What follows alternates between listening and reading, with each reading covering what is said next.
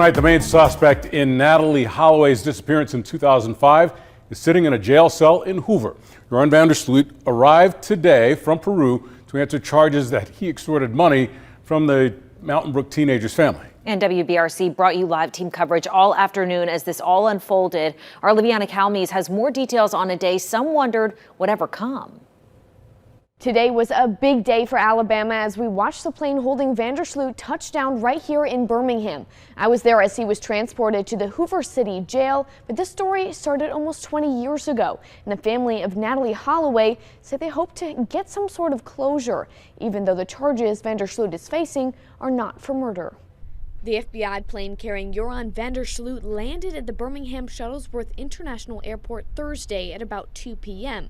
Surrounded by security and using an unknown route, Sloot was then transported to the Hoover City Jail.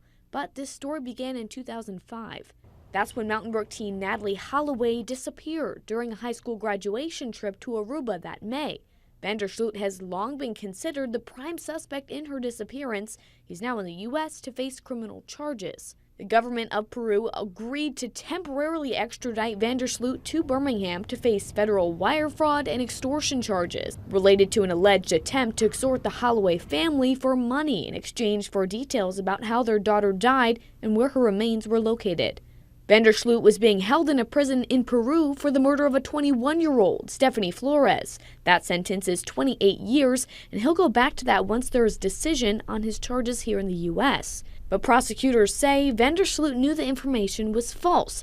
Holloway's parents still hope, though, to get some sort of answer out of this trial beyond what he's charged with right now. Dave and his family and Beth and all of her supporters and family have gone through a nightmare for the last 18 years. And every day they had to confront that, and there have been any number of occasions where they thought they would get the truth, and it hasn't happened yet. But fingers crossed that somehow that comes out of this proceeding. The arraignment of Sloot will take place Friday in the Hugo L. Black Federal Courthouse at 11 a.m. Liviana Calmes, WBRC, Fox 6 News, on your side. And as for what to expect at Sloot's arraignment tomorrow, we are told it will be a procedural day in court. He will be read the charges against him and enter a plea.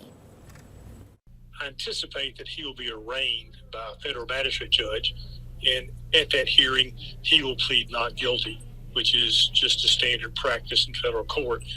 He will have an attorney appointed for him. I assume that will be the Federal Public Defender's Office, and then it will proceed like any other trial.